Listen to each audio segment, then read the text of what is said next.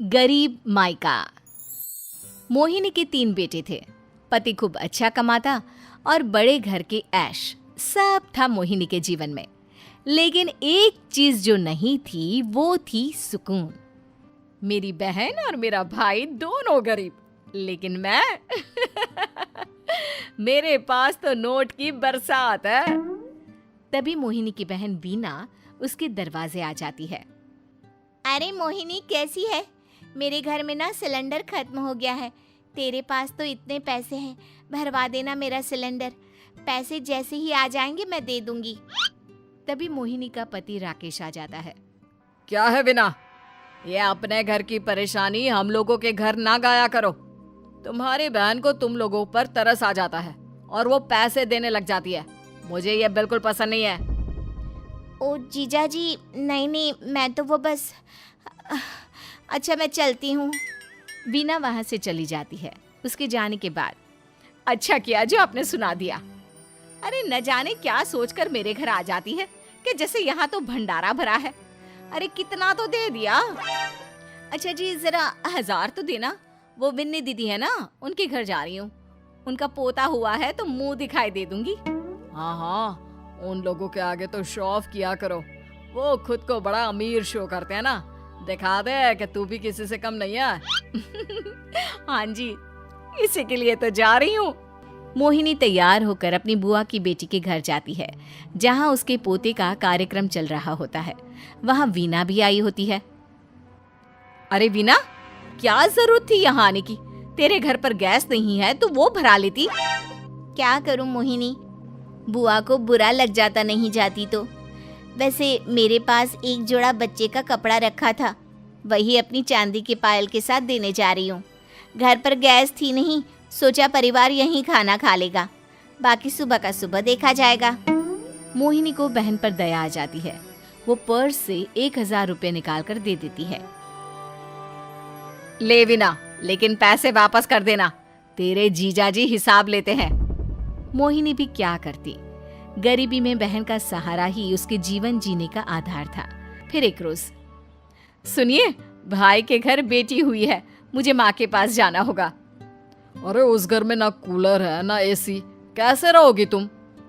हाँ, वही सोच रही हूँ कि अकेली जाऊं, बच्चों को साथ ना ले जाऊं। चली जाओ, लेकिन ये जो तुम अपने गरीब परिवार से मिलने चली जाती हो ना, मुझे बिल्कुल अच्छा नहीं लगता। पता नहीं मैं भी कैसे मैनेज करती हूँ, लेकिन क्या करूँ। मोहिनी भाई भाभी के घर आती है। मोहिनी, कैसे आना हुआ? तू यहाँ हम लोगों के घर रह लेगी या फिर किसी होटल में रहेगी? क्या हो गया है माँ? मोहिनी को क्यों ऐसे बोल रहे हैं आप? अरे तू नहीं जानती अपनी ननद को, पैसे वाली है ना, तो ऐड कुछ ज्यादा ही है।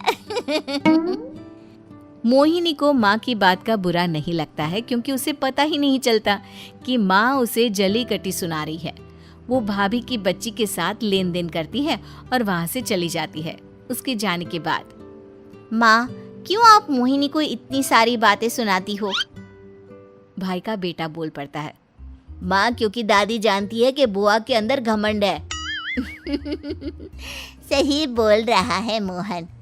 बहू भले तुझे ना दिखता हो, लेकिन मुझे और मोहन को दिखता है कि वो कितनी घमंडी है।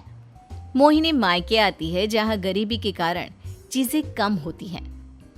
इस मोहन के बच्चे को काम पर लगा दो ना, किसी दुकान या किसी होटल में। बर्तन धो लिया करेगा, कम से कम 4 पैसे और आएंगे घर में।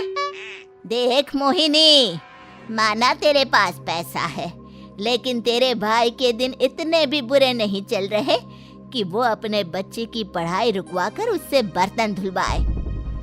मोहन माँ की ओर देखता है, जैसे आंखों से बोल रहा हो, देख लिया बुआ का हाल। हाँ मोहिनी, बात तो सही है, लेकिन अभी मोहन को पढ़ना है। आखिर तुम भी तो अपने दोनों बेटों को पढ़ा रही हो ना। मेरे बेटों से कैसे कंपेयर कर सकती हैं आप? अरे वो तो कलेक्टर बनेंगे।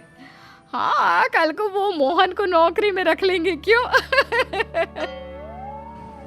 मोहिनी कुछ दिन और रहकर चली जाती है। धीरे धीरे दिन बीतता है। मोहन बड़ा होता है और कड़ी मेहनत से सफल भी हो जाता है।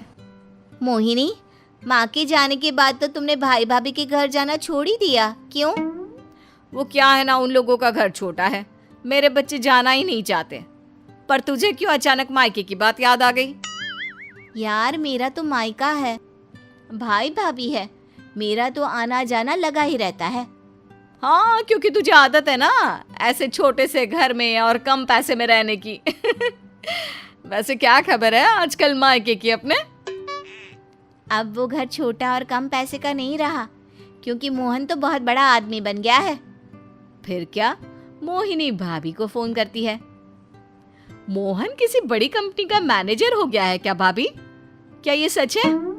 हाँ मोहिनी दीदी, अब तो हम लोगों के गरीबी के दिन कट गए। आपके भाई ने कोई अच्छे कर्म किए होंगे, जो हम लोगों का बेटा इतना अच्छा कमा रहा है। देख लो भाभी, पहले भी आपने कई गलतियां की थी, आप थोड़ा संभल कर चलना। भाभी को मोहिनी की बात समझ में नहीं आती कि वो क्या कहना चाहती है। फिर एक दिन वीना मोहिनी से कहती है, मोहिनी, हमारा भतीजा मोहन अच्छा कमा रहा है, क्यों ना मैं अपने बेटे की नौकरी के लिए उससे बात करूं? अरे बुआ का बेटा है, ये सोचकर मदद तो करेगा ना? हाँ हाँ, क्यों नहीं करेगा, उसके बुरे दिन में तो हम भी खड़े थे। मोहन को वीना फोन करती है और अपने बेटे की मदद करने की बात करती है। हाँ हाँ बुआ, क्यों नहीं, आप सिद्धार्थ को भेज दें, मैं अपनी ही कंपनी में उसकी नौकरी करवा देता हूँ। दिन बीतते हैं, अब वीना के हालात भी अच्छे हो जाते हैं। क्या बात है वीना, तूने भी कार ले ली, वो भी इतनी अच्छी?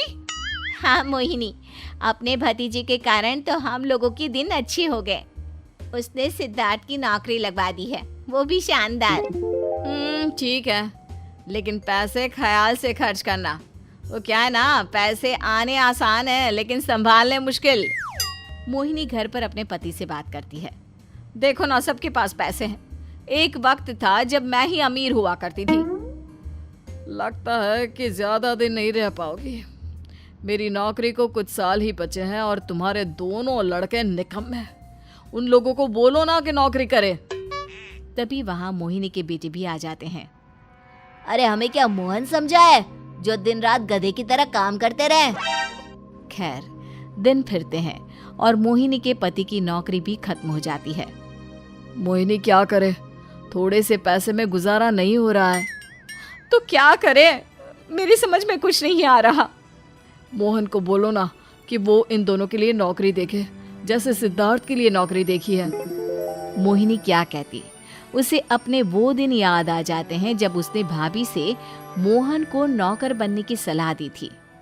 क्या हो गया, क्या सोच रही हो मोहिनी? यही कि वक्त कभी भी किसी का भी पलट सकता है, ऊपर वाले से डर कर रहना चाहिए।